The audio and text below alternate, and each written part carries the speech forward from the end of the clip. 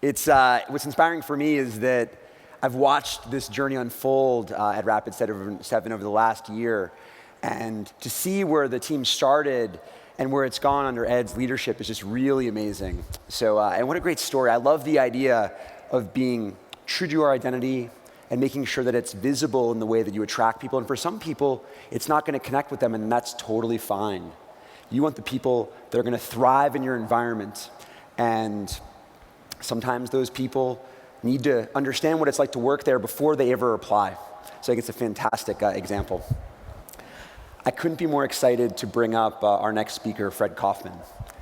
I talked about him yesterday as one of the leaders in the influencer program that we have on LinkedIn, and the posts that he's made have inspired people all over the world. He's the author of a book called Conscious Business, and he's one of the most sought after thinkers in the worlds of leadership and organizational health anywhere in the world. And so it's my sincere pleasure to welcome Fred Kofman and introduce him to you. So Fred, come on up.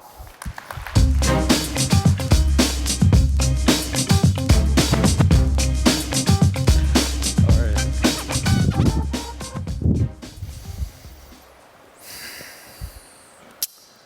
What feels good, it's not always good. And what is good does not always feel good. That's why we need the science of nutrition. Because if we ate based on what we like, we wouldn't last very long on this earth. Today, I'd like to focus on the science of resourcefulness. Because in terms of being resourceful, what feels good is not good. And what we think is good is just going to get us in a lot of trouble. You know, I can tell you that what I'm going to share with you, it's a bit like diet. It's very easy to understand. Everybody loves the diet books. But the moment you have to do it, you just don't want to do it. So the challenge here is not to understand how to be resourceful. The challenge is to realize how difficult it is. We go against thousands of years of evolution, and I'll explain to you why. So in a way, I'm going to offer you a blue pill or a red pill. And just like Morpheus told Neo, this is it. After this, there's no turning back. You take the blue pill, the story ends. You wake up in your bed tomorrow and you believe whatever you want to believe. You take the red pill, well, then you stay in Wonderland and you really find out how deep the rabbit hole is. This is the kind of stuff that's so simple and at the same time so amazing, it can change your life with no return. I have learned this, and I'm delighted to share this with you because I have seen the impact in my life and in the life of many people I help. So it all starts with the human mind. We have to understand something about the human mind. In economics, we call this bounded rationality. Okay, we don't have enough bandwidth to capture everything that happens around us. It would be like trying to download the internet to your computer. Okay, you can't do that. It's just too big. So reality, everywhere around us, is just too big. So I'll use this metaphor of a flashlight. So imagine your mind is like a flashlight, and you can point your mind in one direction, and then if you're only looking in this direction, you're going to see blue. Now, blue is true, but it's not the whole truth. It's just part of the truth. If you look in another direction, you point your flashlight, then you'll see red. So the most important decision that people have to make is not conscious, but it's pre-conscious. In a sense, is where are you going to point your flashlight? And my argument is going to be that thousands of years of evolution have taught us to point our flashlight exactly in the wrong place, into the place that does not make us resourceful, into the place that makes us trapped. And I'll do it with a very, very simple thought experiment. I'll ask you to play with me. So I'll ask you a question, and I want you to think of the first thing that comes to mind, just like a flashlight, one thing, and that is, when you observe this, why does the apple fall? What is the first thing that comes to mind? You don't have to say it out loud, you can just think about it. But I've done this exercise all over the world, and when I ask people, why does the apple fall? You can guess, with your own experience, what do people respond? Well, especially when I put the picture of Isaac Newton behind me. Okay, I'm trying to mislead you, because gravity is like the blue wall. Gravity is true. Anybody disagree that gravity contributes to making the apple fall? No, nobody disagrees with that. There's always someone that says, wait a minute. It's not just gravity. You let it go. That's also true. So what's the truth? The truth is, I let it go, and gravity operates over the apple. Two things. But I gave you a constraint, which is boundary rationality. You have to pick one. And I will claim that whether you pick gravity or whether you pick let go is probably the most important decision you'll make in your life. And you make it, like everybody else, unconsciously, based on habits. 100,000 years ago, the likelihood of starvation was 1,000,000 times the likelihood of dying from heart disease. So those organisms that were prone to sugar and fat made it through the famine. The organisms that were prone to the broccoli starved to death. Now, 100,000 years later, we're not in a big danger of starvation, at least not in the West. But our organisms are still prone to sugar and fat. That's why we like ice cream and French fries. They taste good to us. They actually feel great. But they're not so good because now we have other types of problems like heart disease. Well, this is the same. So we have a temptation to things like gravity. But if you say the apple falls because of gravity, you'll never realize that you can stop the apple from falling by not letting go. Let's take a more, perhaps, a more typical example where we'll see that every explanation you give, it's either going to be focused on things that are under your control or things that are out of your control. This is the most important decision, as I said, you have to make. You're always at the crossroads. Will I explain my life focusing on the things that I can do, like let go? Or will I explain my life focused on things that happen to me, like gravity? Well, gravity, it's going to be the blue pill that leads you to a life of no resourcefulness, because unless gravity stops, the apple will keep falling. Whereas I let it go, it's a life of resourcefulness, because this is up to me.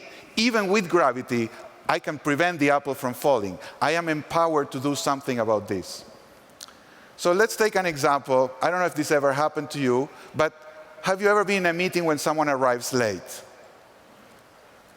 Or maybe you arrive late. And there's always this dreadful question, why are you late? What's the first thing people say? Traffic, exactly. It's traffic. Now, is traffic like gravity or like let go? It's like gravity. So maybe we don't want to recognize that there are other factors that contributed to the late arrival. Another favorite one is the other meeting ran over. Like, it caught me. I couldn't leave because it was running over and I was trapped there, as opposed to I chose to stay when the meeting ran over. So there's something very powerful about this explanation, something this as attractive as sugar and fat. What is that? It's that, hey, I'm innocent. I didn't do anything wrong. It was those idiots in front of me that blocked the road. What were you expecting me to do? It's not me. I'm not late. They made me late. The price of innocence is impotence. That's the price you pay. If you remember one thing, I'd like you to keep this in mind. The price of innocence is impotence. Whenever you tell the story of what happened, focusing on things that are out of your control, that's what makes you innocent, because it's like, it wasn't me. But this very thing, this very explanation is the one that takes you down the path of no return towards lack of resourcefulness. There's nothing you can do about this, precisely because it's out of your control. I'm going to call this the philosophy of the victim. The philosophy of the victim is, I'm a victim of circumstance. Life happens to me. I didn't do anything, it happened. And it's like the little child that said, okay, I did it, but I did it by accident. Okay, I didn't do it, it was an accident. I'd like to show you another homemade, low-budget video on what it feels to go through life like a victim.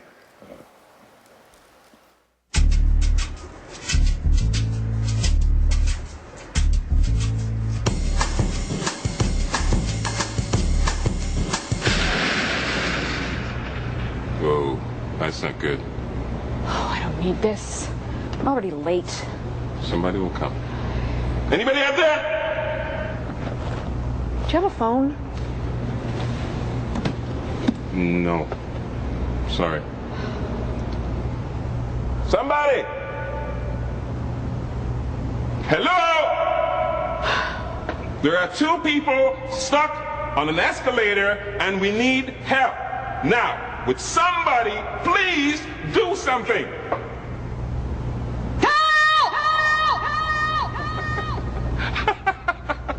I don't believe this. You gotta be kidding me. I'm gonna cry. Well, there's not enough left to do, is there?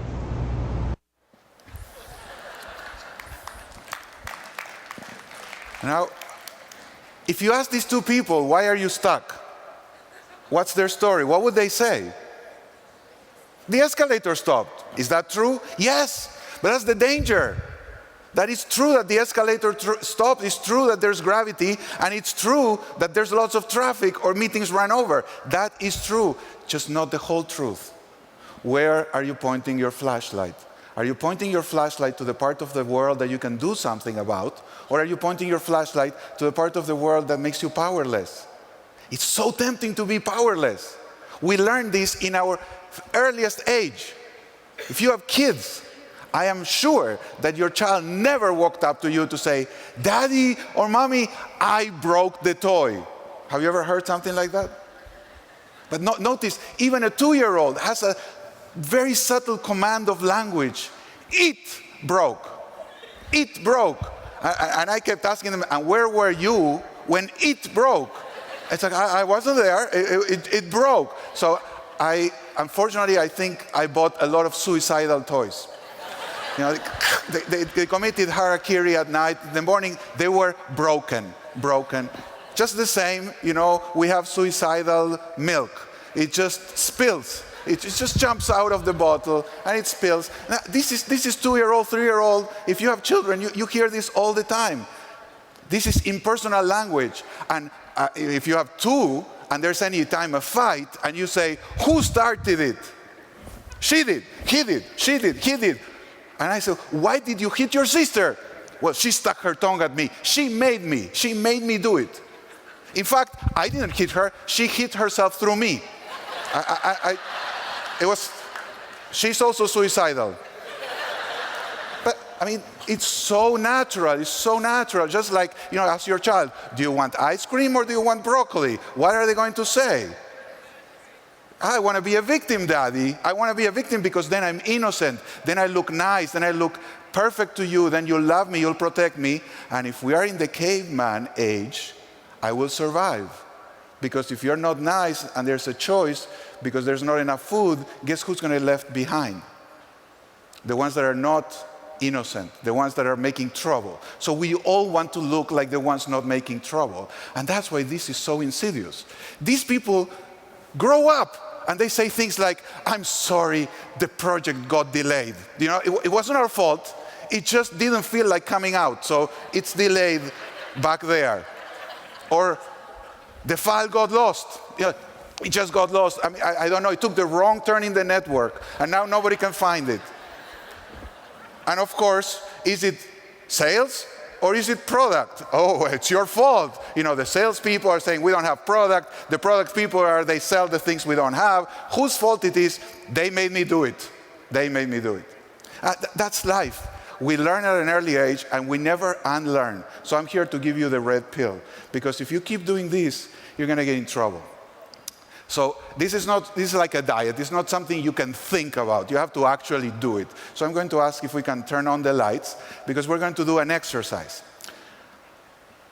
I ask you to please enjoy this because it's the last time you get to do it. Okay? It's the last time you get to whine like a victim. We're going to do it on purpose. Okay? I ask you to work with someone that's sitting next to you. This is in pairs.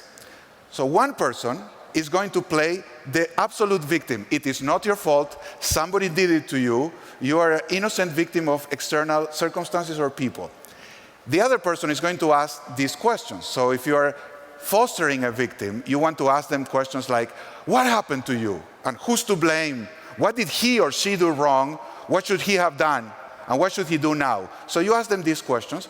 The person will respond, the victim will respond. And then, very important, you have to say, oh my God, I don't believe this. This is amazing. You believe better than this. I mean, you deserve better than this. This is not right. I mean, I tell you, they are all the same. These people, whatever the other person says, these people is the class of the people that the other person is blaming. They're all the same, I tell you. And so you're actually going to build up the victimhood in the other person. So we'll do this for a couple minutes, and then you switch. So you get to repay the favor. You know, if you were a victim, then you see, this is the best way to make friends. So if you want to network, you know, you just complain together, and oh my God, you feel like brothers and sisters. You see, he's so sweet. I mean, it's just, you just get to moan, and the other person will validate you, totally validate you. So enjoy it. Because I'll tell you, after this, after you take the red pill, you will never, ever be able to do this again. So I want you to do it on purpose, just to notice what this drug feels like. It is so tempting because it's probably the best drug in the universe. So please, don't do this at home, okay? You're doing it under careful supervision. But I'm going to give you 5 minutes, 2 minutes per person, then you switch, to tell a real story. So pick something really, really painful that happened to you, something that bothers you, and just go ahead and blame something that is not you. Go ahead, I'll give you 5 minutes. Well, I'd just like to remind you that your drug dealer is not your friend. May seem like that, but not. I mean, really, victimhood is the perfect drug. Because it's a downer, it relaxes you, because it's not your fault. You're innocent, you're fine. And it's also an upper because it gives you all this righteous indignation. It's like, it's their fault, they gotta pay. So it's perfect. But like every drug, it's good at the beginning and it kills you at the end. That's why this is so dangerous, because it's very tempting. It feels so natural. I mean, I could see the smiles in your faces. Everybody's like, yeah, I know how to do this. This is just easy, it flows. But that's exactly why it's so dangerous. Because whatever you blame, you empower. Every time you say, it's your fault, you're also saying, it's your power. And your finger, when you extend your arm, can point anywhere in three-dimensional space except to one place. Back. So this notion, Peter Senge, a mentor of mine, once told me, you know, whenever you point like this, just count how many fingers are pointing out, and then count how many fingers are pointing back at you. So next time you say it's your fault, you know, remember these 3 fingers, because it's not your fault, but it's in your power. That's what has to change. This is not a matter of fault. The philosophy of fault, the philosophy of blame, is the philosophy of the victim. The alternative, I'm going to call the philosophy of the player. And this is the red pill. You want to be a player? You want to be in the game as opposed to watching the game? You know, we talked about Moneyball. Well, you can choose your part in this game. You can be outside watching the show, or you can step up, be on stage, go to the field, and then play. Doesn't guarantee you're going to win, but it's the first choice you have to make. And most people live their lives like they're watching a soap opera. They say, oh, that's so terrible. It's them. I mean, it's them on screen, but they're watching from the outside. So the red pill is actually the choice to step in the field and live your life fully as a player. So the fundamental realization of the player is that unless you're part of the problem, you cannot see yourself as part of the solution. You're just not there. You're not in the scene. So the moment you say other people are the problem and you don't see your contribution, you can't solve anything. You can only wait until they solve it, because they are the ones that are creating it. They are the ones that have to stop creating it. So the price of responsibility the price is power. That's what you have to do. If you want power, you have to pay the price, and then you get the prize. So to get power, you have to step up, sit in the director's chair and say, I am running this show. I am the one who's living my life. So the question of the player is not what should other people do. It's the question always, what can I do in response to the situation? Okay, this doesn't deny, let me be very clear. This is not the California dreaming kind of ST think that everything is okay and you can make it happen. Okay, it's all in your mind. There's no gravity. Gravity is just, you're stuck to Earth. But if you just believe you can fly, look at me, I'm flying. I mean, come on, that's bullshit. There's gravity, there's traffic, there's bad dudes out there. I mean, there's some pretty seriously sick people that make other people's lives miserable. So I am not denying any of that. What I'm inviting you to see is that that's not the whole truth. Nobody makes you angry. People do whatever you do, and then you respond with anger. I'm not saying it's inappropriate, but they don't make you angry. They don't make you, because the moment you say, you are making me angry, it's like a child saying, you are making me hit you. We wouldn't accept this from our children. Why do we accept it from our colleagues, from our employees, from ourselves? So the fundamental question, the red pill is, what can I do in response to what is happening? Not denying what's happening, responding what's happening. I'll tell you, my ultimate leadership mentor, my guru, my teacher, I kiss his feet every time I see him. It's Cesar Millan, the dog whisperer. If you haven't seen him, he's the best management consultant on earth. He will teach you leadership like no one else. And he says, I rehabilitate dogs, but I train owners. I mean, he teaches the owners. Why? Every episode of Cesar is the same. So the dog whisperer, there's a dog doing some bizarre things. I mean, like really crazy behavior, biting, running around its tail, barking at toasters, biting people, whatever, some crazy thing dogs do. And of course, the owners are at a loss. They call Cesar. Cesar comes and he sits down and says, tell me what's the problem. And the owner said, well, the dog does this, and the dog does that, and then the dog this, and then, my friend came in, and the dog bit him. And so, very interesting. And what else? Well, we can't manage the dog, and the dog is this. It's all about the dog. And then comes the red pill. This is the red pill from Cesar. He says, and tell me, what is it that you do when the dog bit your friend? And you see the eyes opening up in fear. It's like, what? No, this is not about me, it's about the dog, okay? Don't ask me about me. It's him, it's the dog. It's not about, please tell me, what do you do, or what did you do when your dog bit your friend? Well, I try to calm the dog down, I pick him up, and I petted him. Oh, so you gave love and affection to the dog after the dog bit your friend. What do you think your dog understands? No, but that's not my intention. So I don't care what your intention is. The question is, what is the dog getting from your behavior? And I'll give you the bottom line. It's never about the dog. It's never about the dog. It's always about the owner. So you're the owner. I'm sorry, everybody else is your dog, but you're the owner. And it's never about them. It's always about you. So I'd like to play the second part of this exercise, which is the most important. I hope you enjoy the last one, because after you do this, never again. So now, the same couples, but now you are going to speak as a player. Now the questions are not the questions of victim, they're the questions of responsibility. So one person will ask the other, and it's the same incident, but a different story. So don't change the topic of the conversation, but I just like you to explore the conversation, being fully empowered to say, I can do something here. Okay, the first question is, what's the challenge? When you're a player, life doesn't happen to you. You face challenges. Don Juan, who's a Yaqui shaman, written about by Carlos Castaneda in his books, famous books in the 70s, because there's a lot of drugs, sex, well, not sex and rock and roll, but drugs, certainly. So Don Juan says the difference between an ordinary man and a warrior is that for the ordinary man, everything is a blessing or a curse, good or bad. But for the warrior, there's no good or bad, there's no blessing or curses. Everything is a challenge, just a challenge. So if you take the position of the warrior, the player, what's the challenge? What do you want to accomplish? What have you done? What can you do next? Could you have prevented this? And what can you learn from this? Notice that this is all about you. It's not about what other people did, it's how you responded. So I'll give you 5 minutes again. Please, let's do the second part of the exercise. Go ahead. Okay, let me get back your attention, please. I'd like to get you back. If you notice, the room is more subdued. There's not so many smiles and laughter and so much noise like in the first part.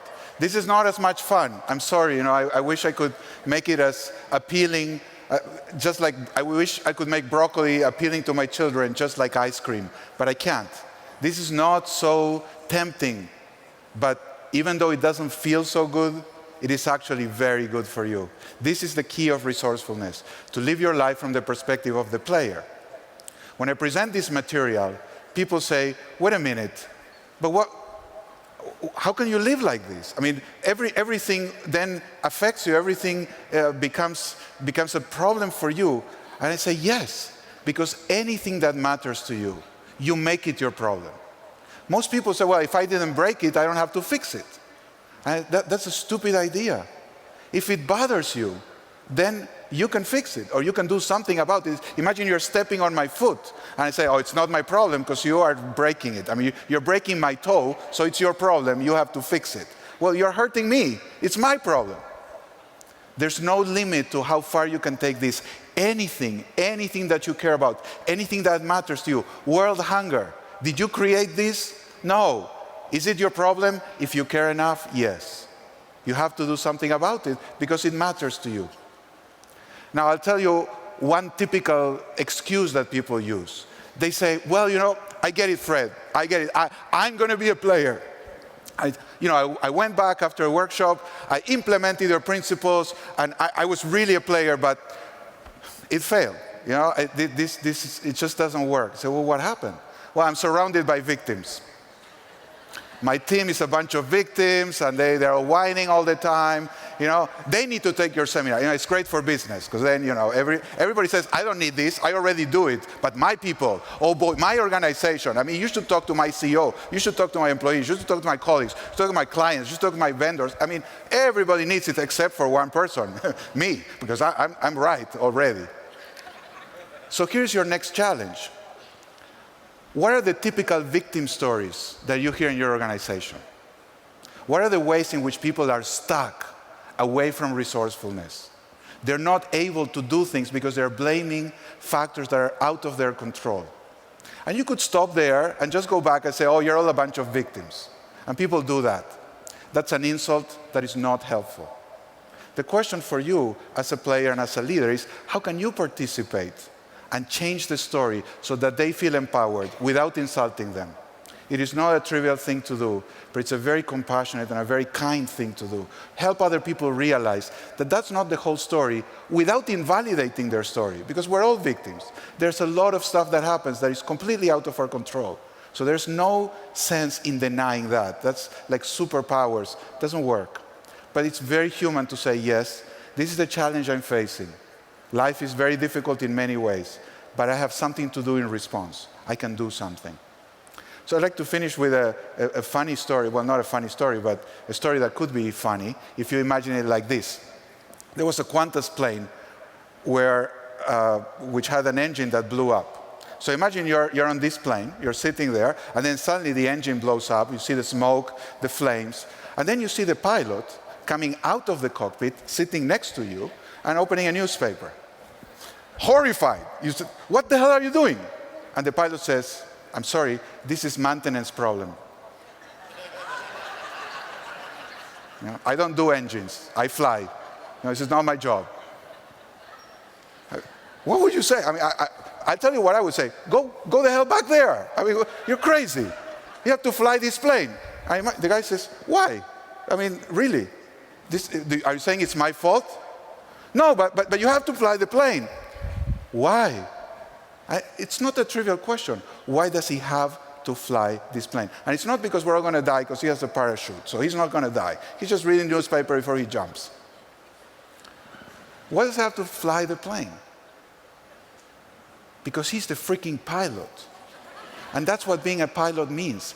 Anything, absolutely anything that happens on your watch, it's your responsibility. Anything. So I guess the red pill is when I tell you that you're the pilot of your life. Anything that happens in your life, it's your responsibility. You're flying this plane. Now that would be a huge responsibility, but you have a bigger one. Because in your plane, there are thousands, literally millions of people that are seeking economic opportunity. People are looking for jobs to get a better life. People have dreams about the future, and you're flying their plane. May you fly safely, and may you land them in their dream job. Thank you very much.